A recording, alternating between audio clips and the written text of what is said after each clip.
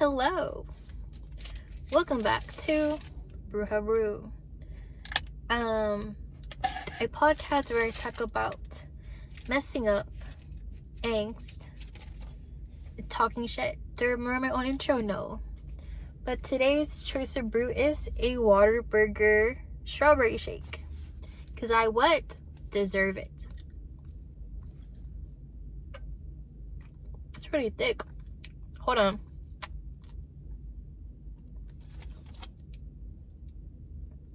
It's making me work for it. I don't want to work for it. So y'all, this is as impromptu of a episode as it will be because I'm filming off my phone. I am not home. And I just need to talk. So hi.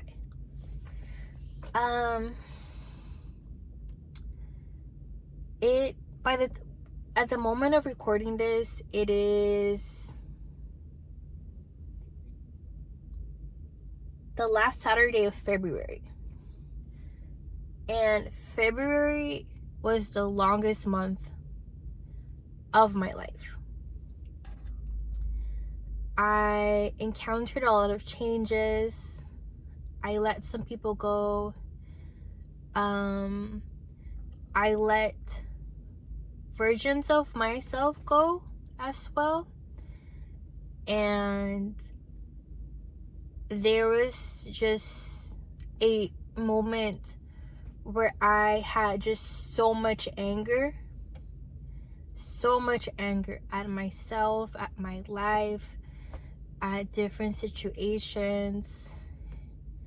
And I wanted to talk about life doesn't care that you're a good person. That was really what this episode was gonna be about. And now there's a fun combo to be added to this because I walked away from my relationship that I was so happy about, that I thought it was endgame, you know? And that taught me a lesson itself because sometimes love isn't enough, you know? And I might touch on it because it's not even like, it's no hate towards the person. It's not even that. But what I'm left with right now is what is there? What's there in life when you're not focused on a person, on a relationship, on a forever, on a future together, you know? Like, I think we're so socialized, especially at my age where I'm 28. I'm turning 29 this year. And you're kind of told what's next. When are you getting married? When are the kids? And now being single again, but genuinely not interested in anything else or anyone else. It's a funny situation to be in because again, it's different when you walk away and you're still in love and there's no hate. But it's different when you know that it had to be done.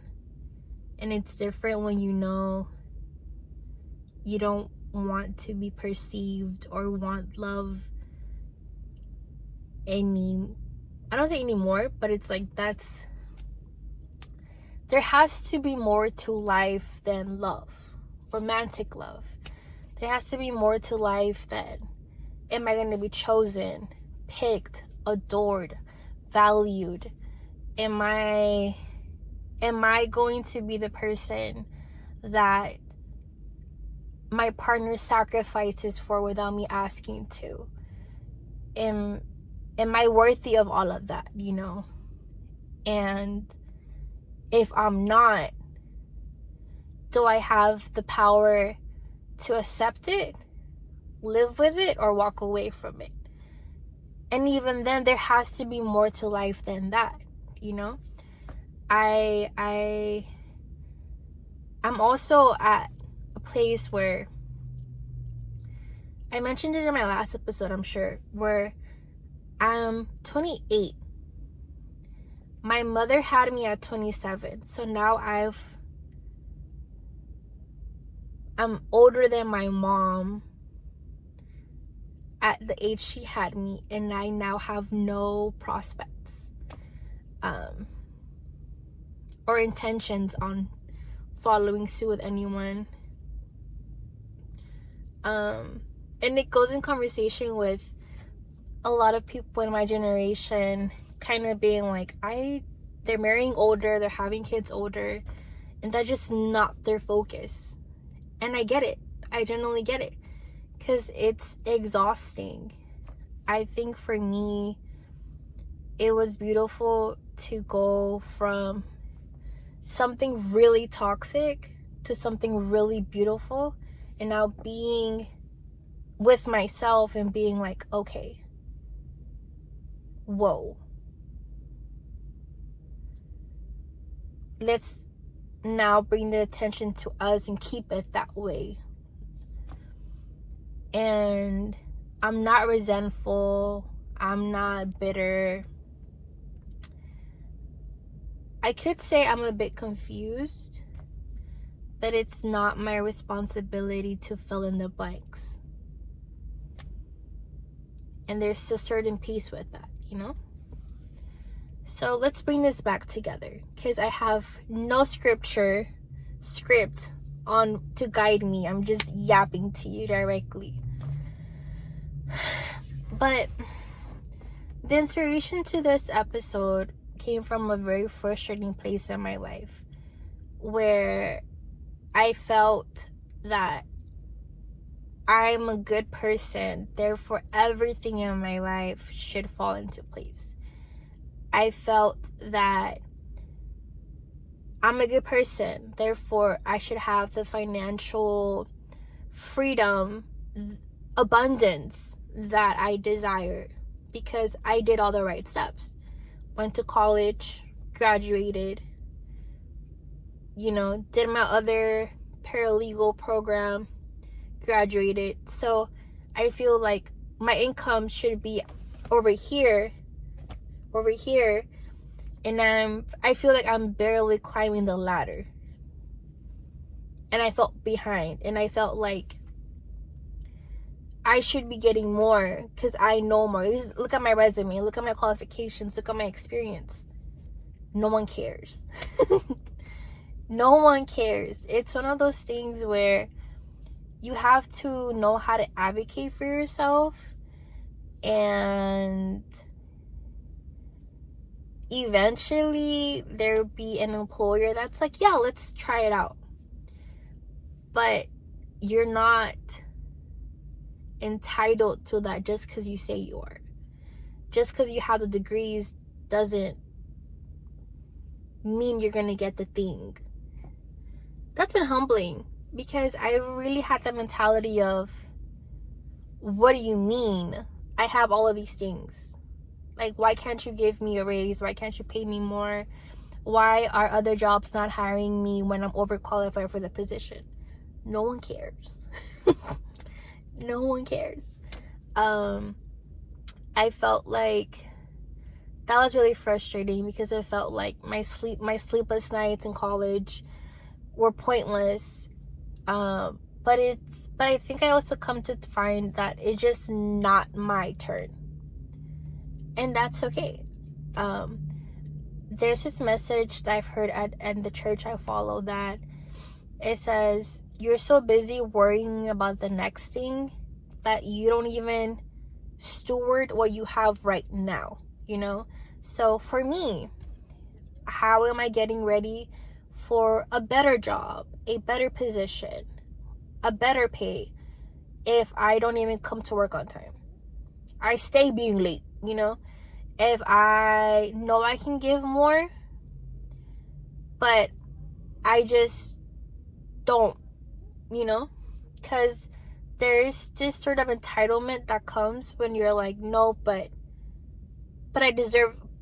But where are you right now? Like, where has God placed you right now? What is he trying to teach you when you're now that you might be taking for granted? And your entitlement for better things is blinding you from acting in cuidando and taking care of what you have right now, you know? So, like, ego aside, you have a job. It pays the bills. It pays your rent. I'm speaking to myself right now. Like, you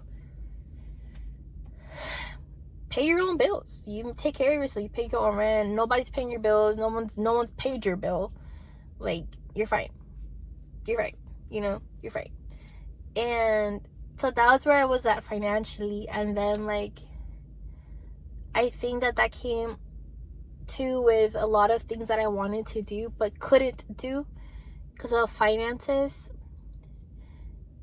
I think it's fine to recognize that it's not your time. You know, it's not your turn. And that doesn't mean you stop working in your now. It just means you sharpen your tools. You worry about living in your now. I wanted to say living in your purpose, but that's its own topic because if you told me what my purpose was, if you asked me what my purpose was, I would have told you what it was to the T. But now I feel like I don't know the answer to that. Like, I know I feel good when I help others. I like to think that I was really good at school and academics, so I could understand something and, like, mold it for someone else to understand it. I find that I had in my heart to be an immigration attorney because I want to help the community I grew up with not be exploited, you know, because I understand the laws, especially as an immigration paralegal. I understand here and there what's going on to a certain extent that other people might not, that are not in the field. And even then, like, my heart is heavy because with the political climate of today, this is such a hard field to be in. And it's so demoralizing because I'm used to giving hope to clients. And now I feel like if you give them hope, you're lying to them. Because that's the reality. Nothing's guaranteed. There's not a safe, guaranteed way of things working out guaranteed. You know what I'm saying? Like, there's strategies, but it's like that's taking such a hit on me too, where I thought this is what I wanted to do, and I still feel it. Like, I still feel that I want to be an immigration attorney, but for sure, like, the morale has really taken a hit because when you have people crying on the phone, when you're seeing the reality of how things are happening from a legal standpoint, it messes with your head and your heart, like, really nasty. It really does. And for me, again, this is a community I grew up with, so I take it very personal. And it's one of those things that people are like, don't make your job personal, your job is your job. But, like, you get to interact with these people, build a professional relationship, and when things go wrong and a family member of them calls you to tell you that they got detained, it's never easy, you know? So I find that I don't know if this is still my calling, but it is a field that I feel like my work has purpose. It has intention. Maybe it's not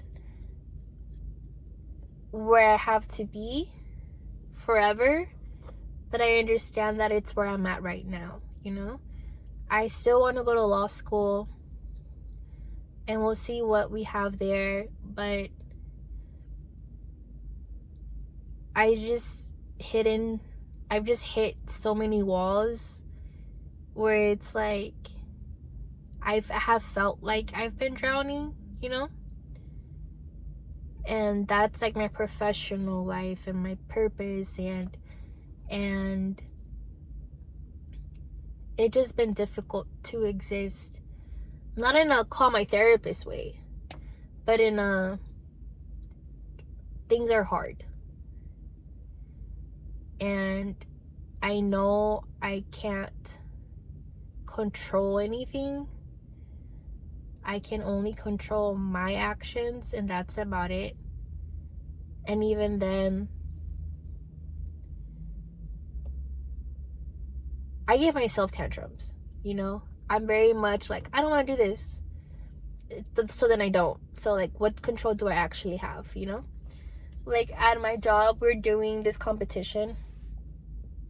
We're doing this competition challenge, if you will, where we have to go to the gym 4 times a week. Every day you miss is $5 you have to pay. I have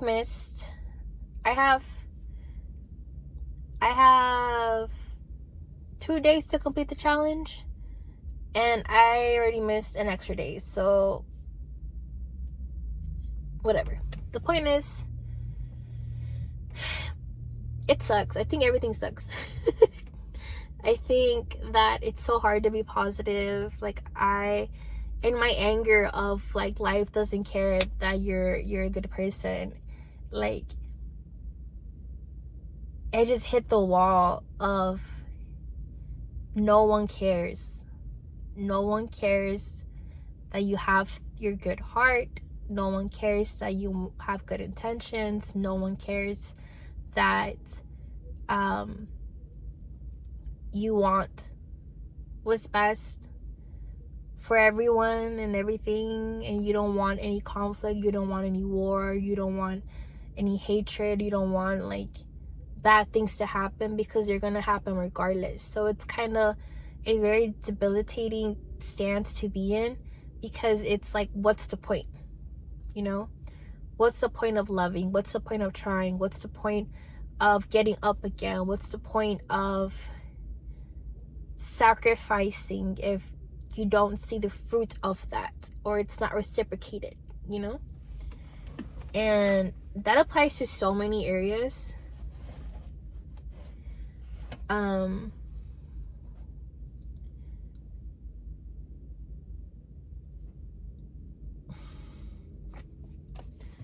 Water break.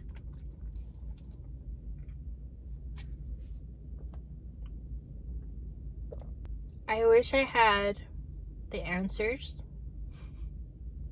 to so many of the questions I have right now. But the more I try to understand, the less I understand. The more I try to understand others, the less I understand them and their actions. And this goes in hand with the other realization I had, which when my relationship ended, the one that I thought that I really had made it, I learned that love isn't enough. And that is still difficult to process, because I thought that leaving something toxic to something that's healthy would have solved whatever issue I thought was there before. Does that make sense? And walking away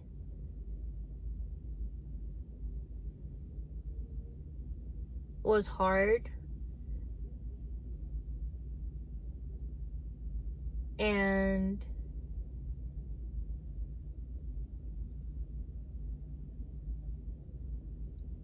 as cliche as it sounds, it feels like it's one of those things of I had to choose myself. Even though I beat my head about it ending in any other way than ending the relationship and walking away. But it's one of those things that I had to do with all the pain in my heart. And I'm sure I'm gonna look past this in 6 months, 3 months, and be like, okay, I get it. I get why I had to be done. I get why I had to walk away. I get why I had to say goodbye. But I'm gonna be really honest with you. Right now, it doesn't make sense. And that's okay. Because it has been a couple weeks. But to the other half of this conversation, I'm really curious about what's next. You know? It is 2026. February 2026. Again, I'm in a position where I'm not where I thought I was going to be. And I don't have the people in my life that I thought I was going to have. But I'm curious about what's next in the sense of if love is not my focus, if another person is not my focus or my priority, then what is there? What is there to do? And not in a like woe is me type of way, you know, because I really don't like the victimization thing. Like, I'm a bitch and cry about things. I very much will. As a water sign, like, I will cry about it. I'll get through it, but I don't cry about it, you know. But it's like, I really am curious about what there is in this next phase of my life where my energy and my priority and my focus is not on someone else and someone else's validation, someone else's love, someone else choosing me, me feeling worthy for someone else. You know, because I find that my fatal flaw is I extend to the degree that it's not asked of me, and then I'm left confused, like, what do you mean that wasn't what you wanted, or that's not what you wanted, or that's not what you want, you know? And I feel like I have stabbed my own heart on a couple occasions. So I'm curious to see, like, when I take the attention away from someone else, then what do I have? I have me, you know? So what is it gonna look like when I'm pouring into myself? What is it gonna look like when I'm not chasing? What is it gonna look like when I'm not seeking validation? What is it gonna look like when I go 10 toes down on finding myself through this, growing through this, and not just heartbreak, you know? Because I feel like that's just the surface and very superficial about what human existence has in store, you know? I find like what are my passions? Like, what do I want to do? Like, who, like if I'm catering to myself and only myself, do I know the power that I hold in my own hands, in my own heart, to choose myself without a but, without a guilty conscious of, but what about no, but no, like I feel like there's so much more to the human existence than the romantic love. I feel like there's passions in the unknown, and I feel like I am an abyss of the unknown in my now, and I've neglected myself. No one's asked me to either. That's the fucked up part. Like, no one told me neglect yourself. I just chose to voluntarily neglect myself. So I'm wondering, like, what are the passions within me that I haven't even discovered? Like, what do I care about? Who do I care about? Like, if I'm not waiting on the approval of another, then what am I doing to get the approval of myself? What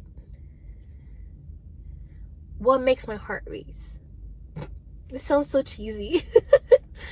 But it's like, what do I want my legacy to be? I find that I think of some of the people like Juan Gabriel. I watched his docuseries on Netflix and I cried so much. I might rewatch it tonight, actually. I cried so much because his life was so sad and there was so much suffering, but he chose to love life despite it being hard, despite it being dark, and having betrayals, and having the very persons that you love, like his mother, like not receive him with the same type of love.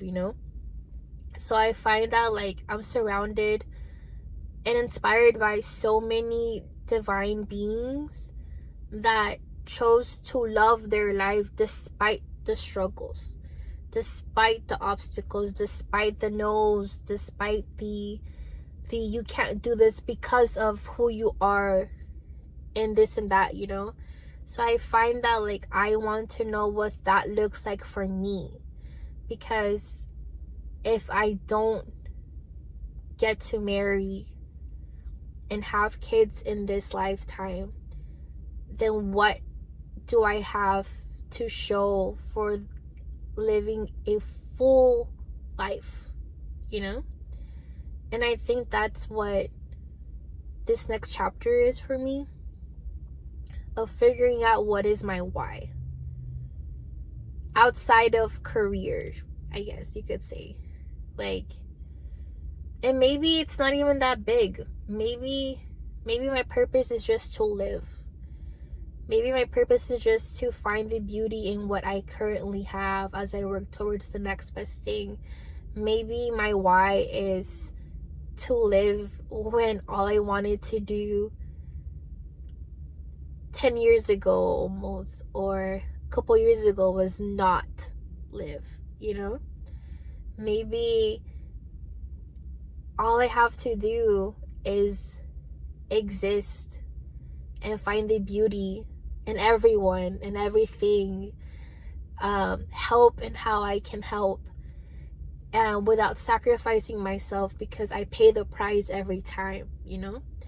But maybe life isn't about me searching for love. Maybe it's about me figuring out what love I have for myself, and completing those achievements, and just everyday things to prove to myself that I choose myself, that it doesn't matter that I don't have the perfect background. It doesn't matter that I don't have the perfect upbringing. It doesn't matter that I don't have the perfect opportunities given to me at the palm of my hands. But what it matters is that I tried.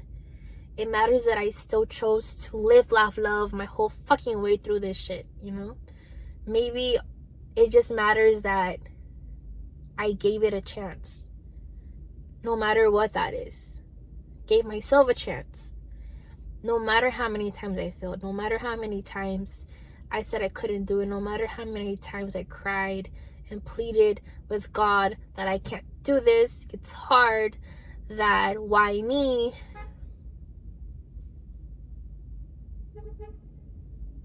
These cars are fighting. I was in the moment. I was getting tears. And they honked at me. I'm like right behind the drive-thru line. Water break. Like I was saying,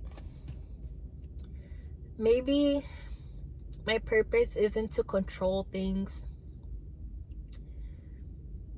Control the now. Maybe it's just to live and give myself the life that I live, the life I have now, and try again every day.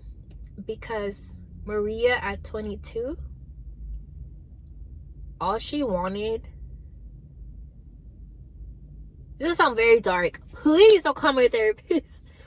Maria at 21, 20, 22, all she wanted was like to be buried 6 feet down like the ground. Don't cancel me. But it's like, I say this and I feel like I mention it every time I do mention it, because I forget how far I have come. And maybe that's why I feel behind, because I spent my early 20s wanting to be dead. Then now that I'm in my late 20s, it's like, I'm alive. Hi. Hey. I'm alive. And now I'm allowing myself to live and kind of making up for that lost time. And I'm learning the lessons, maybe a bit late, but I'm learning how to let go, how to love again and again and again. And this time I'm choosing to love myself without someone being my anchor, because I feel that my anchor should be myself, should be God, and letting that fuse and seeing where it takes me. Because it's not that I'm alone, it's that I need to stop giving so much power to other people about me, you know? So there's more to life than love, romantic love. And I'm gonna figure out what the fuck I'm talking about the remainder of this year and the remainder of my life. And hopefully I get to document all of this. And thank you for joining me. I'm gonna see how I can get out of this drive-through line, because there's a line behind me and I'm stuck in front of them. But that's all I have for today. Happy February. Happy March, whenever you're seeing this. And talk to you soon. Bye.